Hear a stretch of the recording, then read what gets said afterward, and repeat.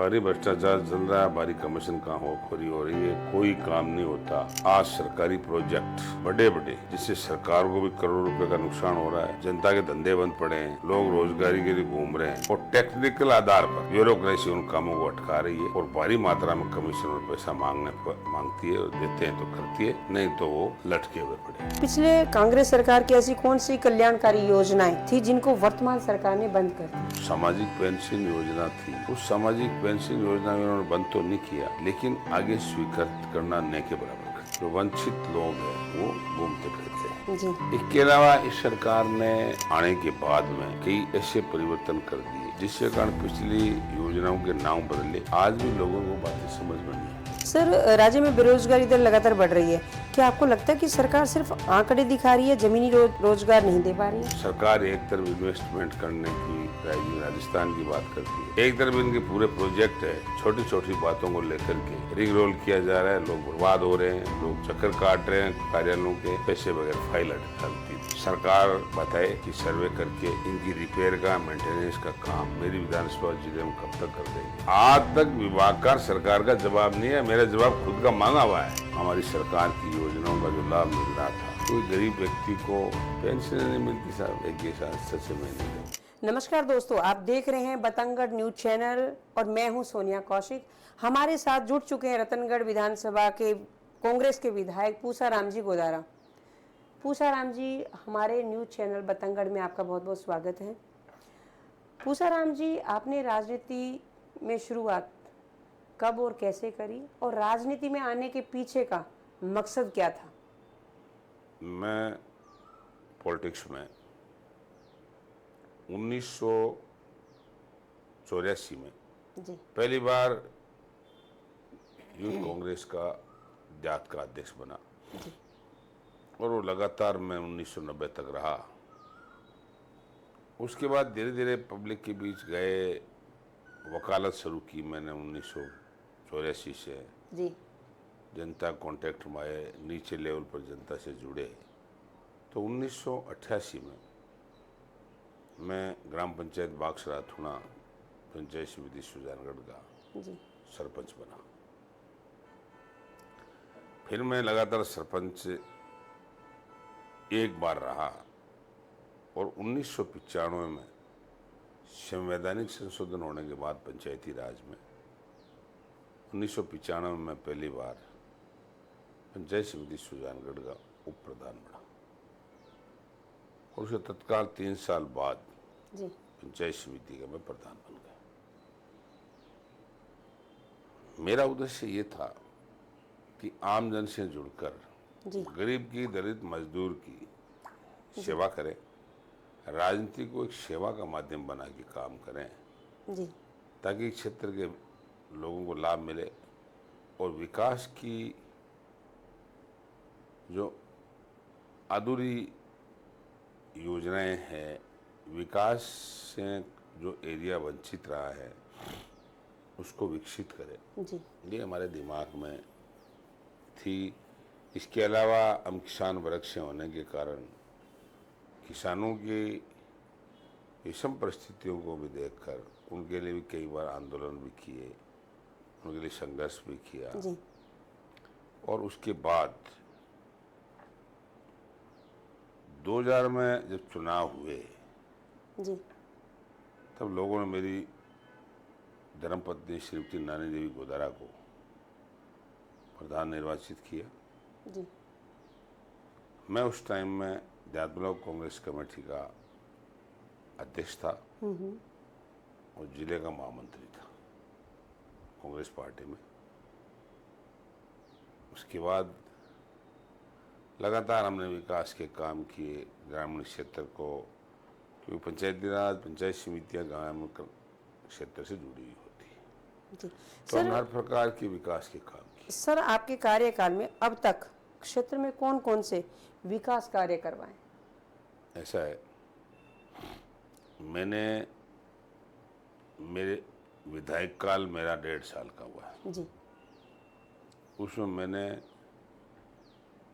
विधायक कोटे के काम गाँव में पानी से, बिजली से जुड़े हुए, शिक्षा से जुड़े हुए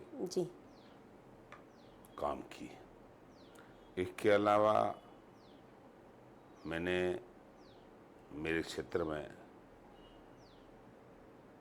सड़कों का निर्माण कराया। कई ऐसे गांव थे जिनको सड़कों से नहीं जुड़े हुए थे, मिसिंग लिंक से जुड़े, उनको बहुत सी सड़कें फूटी हुई थी, उनका मैंने रिकारपेट कराया। जी। इसके अलावा हमने मेरे रतनगढ़ विधानसभा क्षेत्र में ड्रेनेज और सीवरेज स्कीम लागू की और बड़ी मुस्तैदी से की, जिसके कारण आज पानी की वहाँ बहुत कम समस्या है। सिर्फ मात्र 7-8 घंटा में सारा पानी शहर का निकल जाता है, पहले एक ही सप्ताह पड़ा रहता था। जी। मेरे क्षेत्र में विधानसभा भी एक नगर पालिका है, तहसील है, उसमें मैंने गंदे पानी की निकासी और बरसाती पानी निकासी के लिए अभी एक स्कीम स्वीकृत कराई है, क्योंकि वहाँ भी पानी की बड़ी प्रॉब्लम है। जी। और ये सब चीज़ें, इसके अलावा मैंने कांग्रेस के शासन में जो 1918 से 23 में रहा, जी। उसमें मैंने बहुत से सड़कों के काम कराए। उस टाइम में मैंने रतनगढ़ में जिला हॉस्पिटल का निर्माण कराया। जी। मेरे क्षेत्र का गांव है लाछड़ शहर, जिसमें मैंने CSC का निर्माण कराई। सिमचाना गांव, उसमें मैंने PSC कराई। जी। और कम से कम 50 से ज़्यादा सीनियर सेकेंडरी स्कूलों ने कर्मोन्नत कराई और कुछ प्राइमरी स्कूल नए खोले। जी। और हॉस्पिटलों में आधुनिक संसाधन उपलब्ध कराने के लिए सरकार से इंस्ट्रूमेंट वगैरह उपलब्ध कराने में भी कार्रवाई की। ये सब चीज़ें मैंने मेरे क्षेत्र में की। जी। और इसके अलावा पहले जब मैं प्रधान था 5 से 10 में खुद था, उसके बाद 10 से 15 मैडम थी सुजानगढ़ में। जी। उस टाइम में भी हमने पंचायती राज में ग्रामीण क्षेत्र में शमशान घाटों में 4 दीवारी है, वहाँ पानी की व्यवस्था है, बिजली कनेक्शन है, गाँव में सामुदायिक भवन है, ऐसी मोहल्लों में अम्बेडकर भवन है। ये बहुत से काम हमने जी सर टाइम में भी कराए। जी, पिछले कांग्रेस सरकार की ऐसी कौन सी कल्याणकारी योजनाएं थी जिनको वर्तमान सरकार ने बंद कर दिया? उस टाइम में वर्तमान में जैसे मुख्यमंत्री चिरंजीवी योजना है, उसका उन्होंने नाम बदल दिया, मुख्यमंत्री आयुष्मान आरोग्य योजना, जबकि उसमें नाराफेरी करने से लोगों को लाभ नहीं मिल रहा है। और इसके अलावा जो सामाजिक पेंशन योजना थी, जी। उस सामाजिक पेंशन योजना को उन्होंने बंद तो नहीं किया, लेकिन आगे स्वीकृत करना न के बराबर कर दिया। जो वंचित लोग हैं वो घूमते फिरते हैं। जी। इसके अलावा इस सरकार ने आने के बाद में कई ऐसे परिवर्तन कर दिए जिसके कारण पिछली योजनाओं के नाम बदले, आज भी लोगों को बातें समझ में नहीं आती। और इसका सर चिरंजीवी का कुछ अमाउंट भी कम किया है या? नहीं, चिरंजीवी का अमाउंट तो वही है, जी। कम नहीं किया। जी। प्रधानमंत्री आयुष्मान योजना का 5 लाख रुपए, जी। हमारे समय में 25 लाख थे। बिल्कुल। और मुख्यमंत्री दुर्घटना बीमा योजना में भी हमारे टाइम में 5 से 10 लाख किया गया था। जी। इन्होंने शहरी क्षेत्र में नगर पालिकाओं में 96 के पट्टे बनाने, गारंटी वाले पट्टे बनाने, ये सब हमारी सरकार ने एक अभियान बनाकर शहरों में पहली बार एक ऐतिहासिक काम किया। जी। इस सरकार ने आते इसको बंद कर दिया, बंद। जी। और इसकी रेटें इन्होंने, जी। जो पट्टे हमारी सरकार 500 में देती थी, 200 रुपये वर्ग मीटर में दे रही है। जी। कोई इनका अभियान वगैरह नहीं है। ऐसी स्थिति में बहुत सी योजनाएं लड़खड़ा गई और उन योजनाओं की न कोई मॉनिटरिंग है, न कोई जनता में प्रचार प्रसार है। ये दीनदयाल उपाध्याय स्वावलंबन कैंपों के नाम से जी। फॉर्मेलिटी कर रहे हैं। एक मैंने कैंप देखा था, उसमें इनके अधिकारी नहीं है। रिकॉर्ड दुरुस्त करेंगे, नामांकन दर्ज करेंगे, तो आम पब्लिक को लाभान्वित तो सर करेंगे। काफी नुकसान उठाना पड़ रहा है इस चीज से। आम पब्लिक को तो काफी नुकसान आम उठाना पड़ पब्लिक रहा है। को हमारी सरकार की योजनाओं का जो लाभ मिल रहा था, जी। इनको उसका भारी नुकसान उठाना पड़ रहा है, क्योंकि गरीब व्यक्ति को पेंशन नहीं मिलती साहब 1 महीने तक। और खाद्य सुरक्षा योजना में ये लोग जी। लोगों के नाम हटाकर जोड़ने की कार्रवाई कर रहे हैं। नाम हटा जरूर है, जोड़ना काम नहीं। लेकिन सर इस पे अभी पीछे प्रेस कॉन्फ्रेंस हुई थी तो गोदारा जी है मिनिस्टर, उन्होंने बताया था कि लोग अपनी स्वेच्छा से ही हट रहे हैं इससे। जो संपन्न हैं, जिनके नाम पहले जोड़ दिए गए थे, लेकिन वो अपनी स्वेच्छा से ही कि हम संपन्न हो चुके हैं, हमें राशन की आवश्यकता नहीं है, तो अपनी स्वेच्छा से छोड़ रहे हैं उसे। स्वेच्छा से हटे वो कोई दिक्कत नहीं है, जी। लेकिन स्वेच्छा के साथ साथ उन्हें ये कहा जा रहा है जी। कि आप जुड़े हुए हो, अगर हटे नहीं और आप 19-20 मिल गए तो आपसे कई गुना वसूली की जाएगी। डराया जा रहा है। इसलिए वो लोग धमकाया जा रहा है, डराया जा रहा है, उन्हें भयभीत किया जा रहा है, इसे डरते छोड़ रहे हैं। बिल्कुल बिल्कुल, डर के मारे। मर्जी से कोई नहीं हट रहा है। जी। ये मेरा सवाल उनसे भी था कि अपनी मर्जी से कौन छोड़ना चाहेगा, कोई नहीं छोड़ना। कोई नहीं छोड़ना चाहेगा, लेकिन उनका नहीं, अपनी स्वेच्छा से ही छोड़ रहे हैं सब लोग। जी। अपना चौथा सवाल ये सर, आपके क्षेत्र में अभी भी कई गांव में ऐसे हैं जहां पे पानी की बहुत समस्या है, उसके लिए आप क्या कदम उठा रहे हैं? ऐसा है, जी। बात सही है। मेरे क्षेत्र में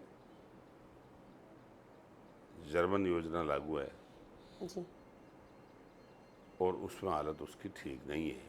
जर्मन योजना से तात्पर्य सर? जर्मन योजना का मतलब है कि इंदिरा गांधी जी। नहर परियोजनाओं से जो पानी हमारे आ रहा है पेयजल का, जिसको आपनी योजना बोलते हैं, अच्छा।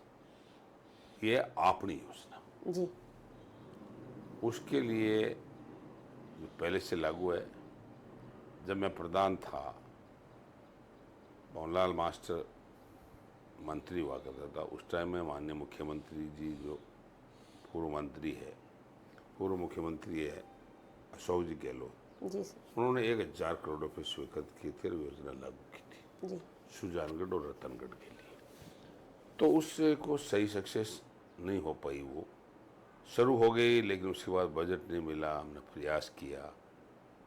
पिछली बार हमने कांग्रेस के राज में 250-300 करोड़ रुपए मंजूर करा करके कई जगह टंकियां बनाई, पाइपलाइनें डाली, लेकिन वहाँ जो इस ठेकेदारी प्रथा लागू की गई है इसमें, वो ठेकेदारी प्रथा से अब भी जेजेएम जो स्कीम लागू की है वो पूरी तरह फेल है। गाँव में पानी नहीं मिल रहा है। मैं प्रयास कर रहा हूँ कि लाइन पड़े, लोगों का कनेक्शन हो, लेकिन ये मात्र दिखावा है। मैंने इसमें जो मेरा क्षेत्र है उसमें आधे में पानी खारा है, जिसमें अपनी योजना का पानी जाता है। जी। वो बहुत कम जाता है, हालांकि हम प्रयास करते हैं, दबाव बनाए रखते हैं। और आधा ऐसा एरिया है जहाँ ट्यूबवेल से पानी मिलता है, कुछ सिंचित एरिया भी। वहाँ मैंने कई एमएलए बढ़ने के बाद ट्यूबवेल बनाए, पाइपलाइनें भी डाली, कई जगह डानियों को भी पानी दिया, जी। पाइपलाइन भी डाली कि लोगों की पेयजल व्यवस्था सुनिश्चित हो। लेकिन अब भी हम पूरे कामयाब नहीं हो पाए, क्योंकि वर्तमान सरकार का जेजेएम स्कीम में प्रचार ज़्यादा है, काम नहीं के बराबर। इसलिए हम पूरा काम कर नहीं पा रहे। जी जी। सर, राज्य में बेरोजगारी दर लगातार बढ़ रही है, क्या आपको लगता है कि सरकार सिर्फ आंकड़े दिखा रही है, जमीनी रोजगार नहीं दे पा रही है? राज्य में बेरोजगारी दर लगातार बढ़ रही है, क्या आपको लगता है कि सरकार सिर्फ आंकड़े दिखा रही है या जमीनी रोजगार नहीं दे पा रही। कोई जमीनी रोजगार नहीं है, जी आंकड़े झूठे दिखा रही है। जो हमारे टाइम में राजकीय सेवा में भर्ती हुई थी जी उनको गिनाया जा रहा है। 5,000 से ज्यादा राजीव गांधी युवा मित्रों को इन्होंने हटा दिया बिल्कुल सर। और 5,000 से ज्यादा महात्मा गांधी प्रेरक के नाम से हमारी सरकार ने भर्ती कंप्लीट कर ली थी। सरकार बदलने से उन 5,000 की वो निरस्त कर दी। उनके साथ अन्याय है। यूटीबी के कर्मचारियों को इन्होंने हटा दिया। जी मुझे तो कोई दिखा नहीं। हम 50,000 भर्ती कर रहे हैं, 25,000 भर्ती कर रहे हैं, कागजों में ही हो रही है। जी जी मुझे धरती पर उनका दिखा नहीं। जी सर, भ्रष्टाचार को लेकर भाजपा सरकार ने बड़े वादे किए थे, क्या आज भी वही अफसरशाही और कमीशनखोरी चल रही है?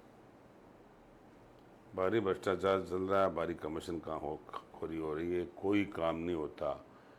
आज सरकारी प्रोजेक्ट बड़े बड़े जिससे सरकार को भी करोड़ों रुपए का नुकसान हो रहा है, जनता के धंधे बंद पड़े हैं, लोग रोजगारी के लिए घूम रहे हैं और टेक्निकल आधार पर जी ब्यूरोक्रेसी उन कामों को अटका रही है और भारी मात्रा में कमीशन और पैसा मांगती है और देते हैं तो करती है, नहीं तो वो लटके हुए पड़े हैं। इसलिए इस कारण से भी बेरोजगारी बढ़ रही है। सरकार एक तरफ इन्वेस्टमेंट करने की राइजिंग राजस्थान की बात करती है, एक तरफ इनके पूरे प्रोजेक्ट है, छोटी छोटी बातों को लेकर के रिंग रोल किया जा रहा है। लोग बर्बाद हो रहे हैं, लोग चक्कर काट रहे हैं कार्यालयों के, पैसे बगैर फाइल हलती नहीं। जी सर, क्या भाजपा सरकार सिर्फ शहरी विकास पर ध्यान दे रही है, ग्रामीण राजस्थान नजरअंदाज कर रही है? नहीं, ये तो अभी तो ये नहीं कह सकते हैं शहरी और ग्रामीण का, लेकिन अभी तो मेरे को नहीं तो कुछ शहर में ये कुछ करते दिखे। वैसे तो नगर पालिका निगम बार गाल रहे हैं, वैसे ही पंचायतें और ग्राम पंचायतें बार गाल रही है। जी अभी तक तो मुझे कुछ करते लगे, क्या करे।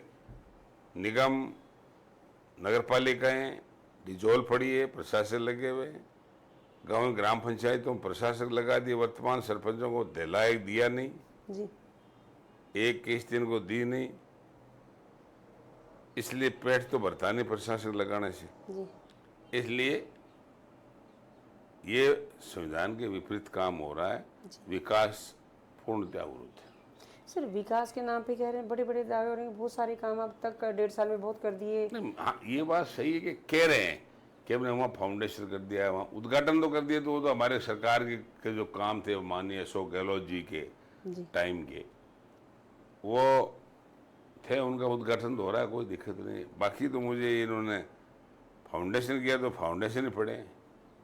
हमारे सुजानगढ़ में एक बड़ा प्रोजेक्ट है जी कोई एक ट्रस्ट के थ्रू, ट्रस्ट के माध्यम से उसमें फाउंडेशन किए, फाउंडेशन करके छोड़ दिया, पत्थर ही लगा हुआ पड़ा।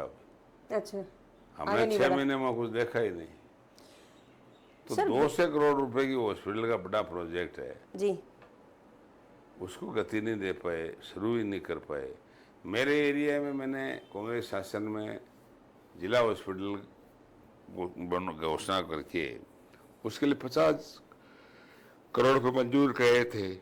इन्होंने प्रथम बजट में घटा करके 30 करोड़ कर दिए और ये दूसरा बजट हो गया, अभी तक तो वहाँ मांडना ही नहीं मंडा रहा तरगढ़ में जिला हॉस्पिटल की भवन का। तो सर, बीजेपी के विधायक कह रहे हैं कि मुख्यमंत्री जी इतना बजट दे रहे हैं, इतना बजट दे रहे हैं कि अब 1.5 साल में इतना कुछ दे दिया है कि अब कुछ बचा ही नहीं कि आगे मांगे क्या? नहीं, वो हाँ ये कह रहे हैं कि 1.5 साल में कहाँ दे दिया। वो तो बीजेपी विधायक बताओ, मुझे तो कोई दिखा नहीं दिया। वहाँ नहीं सर, हो सकता है कि चोरू जिले में तो कोई दिखा नहीं। हो सकता है सर कांग्रेस विधायकों को नहीं दे रहे हो, ऐसा भी हो सकता है। आपको क्या लगता है? नहीं, कांग्रेस के विधायकों के साथ भेदभाव तो होता है, लेकिन फिर भी जो बजट घोषणा कुछ तो देते ही हैं, तो उनमें कुछ हिस्सा तो हमारे को मिलता ही है। हाँ बिल्कुल मिलता है, लेकिन ऐसी बात थोड़ी नहीं मिलता है, हमें देते हैं। लेकिन इसी को देखकर तो कह रहे हैं कि ऊँट के मुँह में जीरा दे रहे हैं। हाँ, जीरे वाला हमारे से कोई छिपी हुई बात थोड़ी है। बिल्कुल बिल्कुल, लेकिन वो जीरा भी आ रहा है ना बराबर के? नहीं आ रहा, उनके मुंह में जीरा बराबर नहीं आ रहा है, वो जीरा भी अटका हुआ। बराबर में उकछू का मामला। जी जी जी हाँ सर, राज्य में महिलाओं की सुरक्षा को लेकर तमाम दावे किए गए, लेकिन क्या जमीनी सच्चाई इससे मेल खाती है? महिलाओं की सुरक्षा के नाम पर, कानून व्यवस्था की सुरक्षा के नाम पर जी। ये लोग पेपर लीक के मामले में, लॉ एंड ऑर्डर के मामले में सरकार में आए। इनका ग्राफ 1.5 साल में बढ़ा है, इसलिए महिला मुझे तो एकदम सुरक्षित दिखी नहीं। कानून व्यवस्था में एक बार मैं बजट में मैंने कह दिया था कि राजस्थान की कानून व्यवस्था बहुत कमजोर है। जी। तो सरकार नाराजगी जाहिर की कि भाई हमारे विधायक को कानून व्यवस्था की चिंता है। तो मैंने कहा था कि भाई कानून व्यवस्था की हमें चिंता इसलिए है कि कानून व्यवस्था लड़खड़ाने के कारण से विकास नहीं होते। जी। महिला, आम बच्चे, मजदूर, गरीब आदमी सुरक्षित नहीं है। पहला काम सरकार का कानून व्यवस्था, बिल्कुल सही। उसको चिंता व्यक्त करेंगी। अगर अच्छी बात है, अगर आप गंभीर हो तो सुरक्षा की व्यवस्था करो। बिल्कुल सही। तो मुझे अभी तो कोई ज़्यादा इनकी चुस्त दुरुस्त स्थिति लगी नहीं। जी। हालांकि इनको भी 1.5 साल हुए हैं, अभी तो देख रहे हैं क्या होता है। नहीं सर, 1 साल हुआ था, तभी 1 साल बेमिसाल खूब इस तरीके के नारे लगे थे कि भाजपा का 1 साल बेमिसाल रहा। नारे खूब लगे, माननीय मुख्यमंत्री महोदय खूब राजस्थान में घूमे, मंत्री लोग भी गए, लेकिन वाई जरूर लूटी, लेकिन धरती पर काम नहीं दिखा। पब्लिक तो देख ही पा रही है ना सर इस चीज़ को।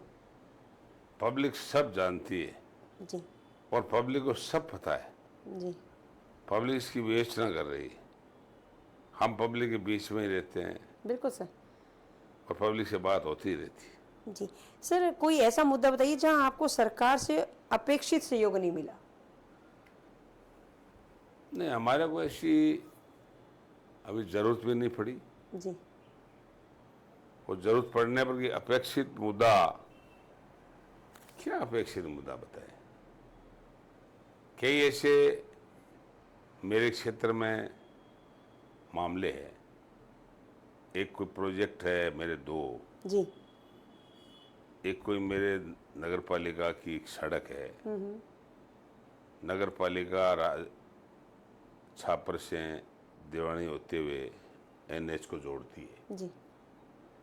उसमें एक नहीं, सीकर से बीकानेर का रास्ते से भी गुजरती है। हमारे शासन में हमने 5 किलोमीटर टुकड़ा सैंक्शन किया। जी। फॉरेस्ट ने उसमें गोचा गाला तो 2 किलोमीटर बनी, 3 पेंडिंग है। तो आज ये शासन 1.5 साल हो गई। मैंने विधानसभा में मुद्दा उठा दिया, मैंने मंत्रियों को कह दिया, उसके बदले उनको ज़मीन दे दी। 2 करोड़ 7 लाख रुपए सरकार PWD विभाग ने जमा करा दी। अभी भी सरकार को परवाह नहीं है कि इस प्रकार के काम जहाँ हजारों की तादाद में परिवहन है, हजारों की तादाद में लोग हैं, बड़े बड़े कस्बों का आवागमन रुका हुआ है और 10-10, 20-20 किलोमीटर चक्कर काट के जा रहे हैं, उनको परवाह ही नहीं। पब्लिक परेशान हो रही है। पब्लिक परेशान हो रही है, मुँह माए पड़ी है। और फॉरेस्ट विभाग में और PWD विभाग में घूमते घूमते मेरी जूतियाँ घस गई। जी। अब ये है। अभी तो 1.5 साल ही हुआ है सर। हाँ, और एक हमारे प्रोजेक्ट है रणधीर पहाड़ी का, जी। जो 10,000 लोगों से जुड़ा हुआ, मेरी विधानसभा सदस्य है। उसका घूमते घूमते कोर्टों के चक्कर लगाते लगाते उन लीजों को लोगों ने, बेचारों ने बाल कराई। मैंने भी दबाव लगाया कि भाई 10,000 लोग बेरोजगार है। सरकार ने, विधानसभा में परिषद ने कहा, सरकार ने स्वीकार किया कि हमारे को 15,000 करोड़ 15 करोड़ का हर साल घाटा हो रहा है। वास्तव में लोग बेरोजगार है। 100 से ज़्यादा ग्रामीण कुटीर उद्योग धंधे बंद पड़े हैं। बिल्कुल। रजिस्ट्रेट हो गया, अब चालू होगी। EC ने गोचा लगा दिया, पॉल्यूशन ने गोचा लगा दिया। अरे जो लीगल लीड होल्डर है, जनता अपेक्षा कर रही है, सरकार को करोड़ों रुपए का पर डे घाटा हो रहा है, 10,000 लोग बेरोजगार हो रहे हैं। छोटी छोटी लिटिगेशन के आधार पर हमने दबाव बना के देख लिया, लोटा फेरी चल रही है।